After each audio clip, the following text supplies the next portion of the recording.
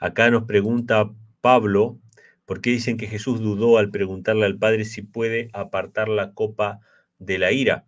En realidad no es que dudó, sino que él manifestó las flaquezas de la humanidad, es decir, la flaqueza de la humanidad que él tenía, se sujetó a la palabra de Dios. Que no sea lo que yo quiero, sino lo que tú quieras. Eso fue lo que dijo Jesús. Y en ese momento él estaba sintiendo algo que, bueno, que ningún ser humano de nosotros va a sentir jamás, digamos, en esa magnitud o en esa proporción, que era el desfallecimiento por la separación que él estaba teniendo con su padre, que él nunca lo había sentido. Desde las edades eternas nunca había sentido separación con su padre y ahora estaba sintiendo una angustia indescriptible por esa separación. Y haciendo uso de una fe extraordinaria, pudo sujetar su humanidad débil, debilitada, no solamente porque asumió nuestra humanidad, sino que también estaba castigado y maltratado y torturado, pudo sujetar esa humanidad que rehuía naturalmente a la muerte, como cualquiera de nosotros rehuye naturalmente a la muerte, la sujetó a la voluntad del Padre, ¿no? Entonces, en esas oraciones, él fue fortalecido. Vinieron ángeles, dice la palabra, y lo asistían. No eran dudas acerca de Dios, de su misericordia, etcétera. Era la separación que él estaba sintiendo con su padre. De hecho, cuando toda la carga del pecado fue puesta sobre él, que fue lo que lo mató a Cristo, porque no lo mató la herida de la lanza, no lo mató los clavos, no lo mató la pérdida de sangre, sino que lo mató la angustia de haber recibido toda la carga del pecado de la humanidad, él exclamó, Dios mío, ¿por qué me has desamparado? ¿Sí? Que realmente el Padre se estaba separando de él, aunque no lo estaba abandonando del todo, porque el Padre estaba contemplando, digamos, no estaba, no había abandonado, sino que estaba ahí incluso dando señales de su presencia, él sintió esa separación, ¿no? Así que eso es lo que te podría decir, Pablo, con respecto a ese comentario. O sea, en esa lucha no pecó Cristo. A eso es lo que me refiero, ¿no? Acá Melissa Trejo dice, hola hermanos, saludos, me gustaría saber cuál luz hizo Dios el primer día, ya que las lumbreras las hizo hasta el cuarto día. Agradezco su respuesta, feliz sábado. Bueno, es una pregunta muy interesante, sí, nos hemos hecho esta pregunta ya hace tiempo. Podríamos especular acerca de eso, porque en realidad no es que haya mucha información. Claramente las lumbreras fueron hechos el cuarto día, pero evidentemente no es la única luz, digamos, que existe, ¿no? Evidentemente hay una luz mayor, que entiendo yo que Dios mismo la provee, ¿no? En la Tierra Nueva dice que Dios mismo va a ser la lumbrera, que no hay necesidad de sol y de luna en la Tierra Nueva. No dice que no va a haber sol y luna, porque hay mucha gente que dice que no va a existir el sol y la luna, pero el texto de Apocalipsis dice que no hay necesidad de sol o de luna, sino que Dios mismo y el Cordero son la lumbrera de ella, de la santa ciudad. Sabemos que va a existir el sol y la luna porque dice también la Biblia que en la tierra nueva iremos a adorar a Dios de luna nueva en luna nueva, de mes en mes y de sábado en sábado. Y el sábado es marcado por el sol, ¿no? Y los meses son marcados por la luna. O sea que va a existir sol y luna en la tierra nueva. Pero la Biblia dice que no va a haber necesidad de sol y de luna. Si eso cambió, si esa luz de la presencia de Dios cambió después de la caída del hombre, yo no lo sé. Eso sería especulación, pero claramente había una luz, ¿sí? Que ya sea que Dios la hizo o la proveyó o lo que fuera, había una luz aparte de las lumbreras que fueron hechas, digamos, en el cuarto día. Y algo muy importante, los días de la semana no dependen estrictamente de esas lumbreras, sino que Dios los estableció.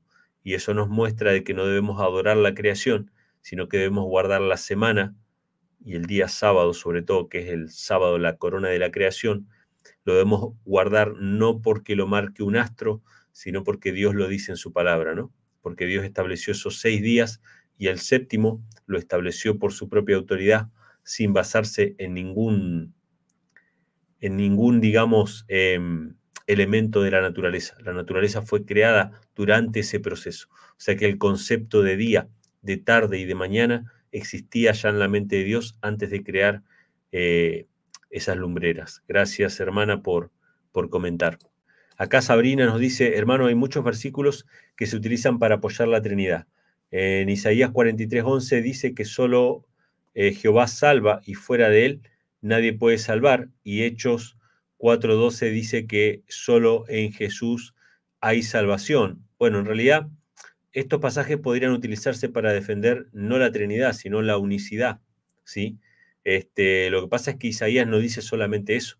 Isaías también habla acerca del ungido de Jehová, habla acerca de que Dios tiene un siervo, que es su ungido, que es el Cristo, el Mesías, y que Dios iba a poner sobre él el pecado de todos nosotros. No dice, yo voy a poner sobre mí mismo el pecado mío. Y en el Nuevo Testamento también se menciona de que Dios envió a su Hijo al mundo, lo dice así literalmente, no es una conclusión, no es algo que nosotros deducimos de un pasaje como suelen hacer los trinitarios o los unicitarios. Directamente la Biblia dice, Jesús dice, mi Padre es Dios, así lo dice Jesús, y el Padre dice, este es mi Hijo amado. O sea, el Padre dice que este es su Hijo y el Hijo dice que este es el Padre. Y la Biblia dice que Dios envió a su Hijo, que nos amó tanto. Dios nos salva por medio de su Hijo, ¿sí? Jesús es la salvación de Jehová, ¿sí? Y no hay contradicción. Ahora, si yo tomo solamente un pasaje del Antiguo y uno del Nuevo y los comparo y saco una conclusión, bueno, puedo llegar ni siquiera a la Trinidad, sino a la unicidad en todo caso, a la idea de que no hay 3 personas, sino de que hay una sola, ¿sí? Así que se puede utilizar de ambas maneras. Gracias por comentar. Acá nos hace una pregunta un hermano, que no entiendo el nombre, pero dice, Shalom Emanuel, que Hashem te bendiga mucho. ¿Cómo ve en el mundo cristiano a una persona que solo cree en Adonai, pero no acepta a Jesús como profeta, ni menos Mesías? ¿Acaso se perdería? Bueno, esto no lo puedo responder yo, pero Jesús lo responde. Jesús dice, nadie viene al Padre si no es por mí. ¿Cómo entendemos eso? O sea, Jesús es muy radical con respecto a esto.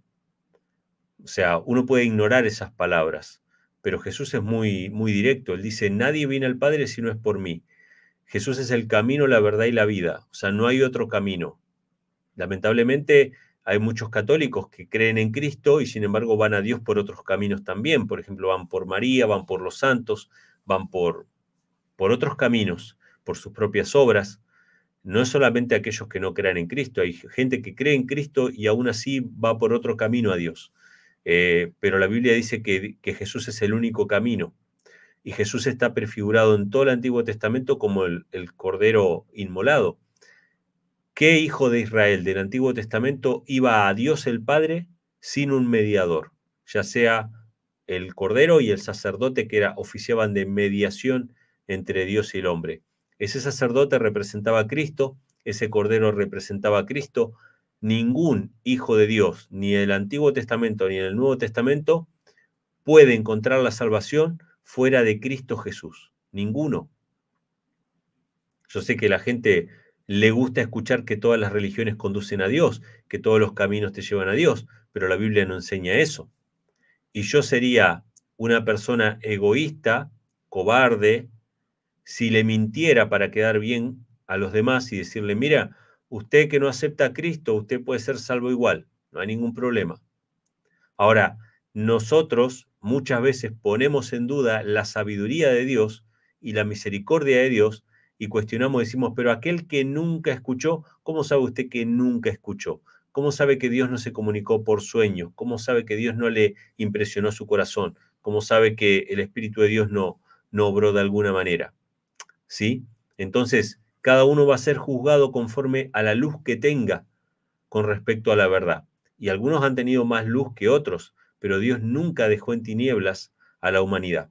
Y el apóstol Pablo habla acerca de eso. Dice que aquellos que nunca escucharon la ley, su propia conciencia les acusa o les defiende de acuerdo a lo que hayan hecho. O sea que han recibido un conocimiento a través del Espíritu de Dios que les habló a las conciencias. Hermanos, hay un solo camino al Padre, y ese es su Hijo unigénito, ¿sí? Y lamentablemente muchos cristianos que no están aceptando a Jesús como el Hijo unigénito de Dios, también están aceptando otros caminos, porque dicen, no, el Espíritu Santo es otro camino que nos lleva al Padre, es otro mediador, es otro intercesor. Es un tema interesante, pero lamentablemente eso es así. Eric nos pregunta sobre una cita sobre la resurrección especial, doctrina del adventismo pionero, ¿podría comentar al respecto? En realidad, el tema de la resurrección especial no es muy complicado, digamos, ¿no? La resurrección especial se refiere a no la resurrección de los justos en general, ni la resurrección de los impíos al final del milenio, sino una resurrección de tanto justos como impíos para contemplar la segunda venida de Cristo, ¿sí? Para contemplar la segunda venida de Cristo. Y los textos que hay no son muchos en realidad. Uno de ellos es Daniel capítulo 12, que lo voy a buscar si quieren para leerlo. Daniel capítulo 12, versículo 2, que habla acerca del fin del tiempo de gracia y la liberación del pueblo de Dios por Cristo. Dice, versículo 2, muchos de los que duermen en el polvo de la tierra serán despertados, unos para vida eterna y otros para vergüenza y confusión perpetua. Fíjense que este pasaje no habla de todos los que duermen en el polvo, sino de muchos de los que duermen en el polvo. Y dice que van a ser levantados unos para vergüenza y otros para vida eterna, ¿sí? Esta es la resurrección especial de la cual se habla en el libro El conflicto de los siglos. Hay otro pasaje que es Daniel, Apocalipsis capítulo 1, versículo 7, creo que es el versículo 7, a ver si es así. Apocalipsis capítulo 1, versículo 7, que dice, he aquí que viene con las nubes y todo ojo le verá, y los que le traspasaron y todos los linajes de la tierra harán lamentación a causa de él, así sea. Amén. Estos son los únicos pasajes y alguno más por allí que se mencionan sobre esta doctrina, donde menciona que lo van a ver todos los linajes de la tierra, o sea que en este caso en la segunda venida de Cristo lo van a ver todos los justos, ¿sí? Porque esa es la primera resurrección, pero aparte lo va a ver un grupo especial, los que le traspasaron, los que le traspasaron. ¿Quiénes son los que le traspasaron? Bueno, los que participaron en su juicio, en su ejecución. De hecho, Cristo les dijo a los fariseos, cuando lo estaban enjuiciando y le preguntaron si él era realmente el Hijo de Dios, si era el Mesías, Jesús le respondió, tú lo has dicho, y de cierto te digo que veréis al Hijo del Hombre viniendo en las nubes de los cielos, sentado a la diestra del poder de Dios.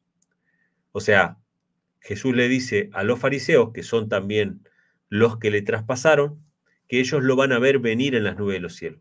¿Cómo lo van a ver venir en las nubes de los cielos si la resurrección de los impíos es al final del milenio?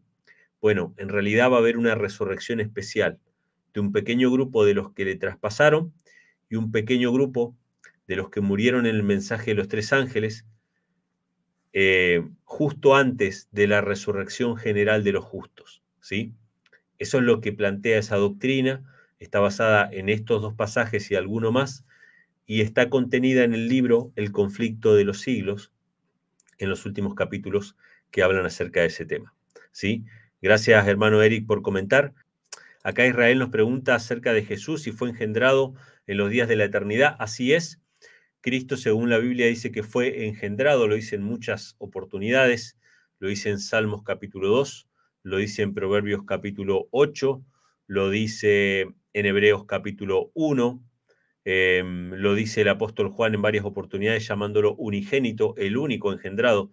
No solamente que Jesús es engendrado, es el único engendrado, y el que usa la expresión en los días de la eternidad es Miqueas en el capítulo 5, versículo 2, donde dice que las salidas del Hijo de Dios son desde los días de la eternidad. Y de hecho esa expresión salida la usa Cristo también al referirse a su nacimiento, cuando dice, salí de Dios y vine al mundo, ¿sí? Entonces, sí, la respuesta es esa, ¿no? Cristo fue realmente engendrado por el Padre en los días de la eternidad. Acá nos preguntan sobre el nombre de Santiago. Sí, el nombre de Santiago viene de Jacobo y San viene de ser un santo, ¿no?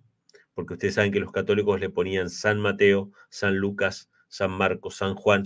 En la Biblia no aparecen ese San antes de un nombre, solamente aparecen en los títulos y en las referencias que hacemos nosotros, pero cuando ustedes van al Evangelio, ahí se menciona Juan, ¿no? O Jacobo. De hecho, ustedes van a Santiago, capítulo 1, y dice Jacobo, siervo de Dios y del Señor Jesucristo.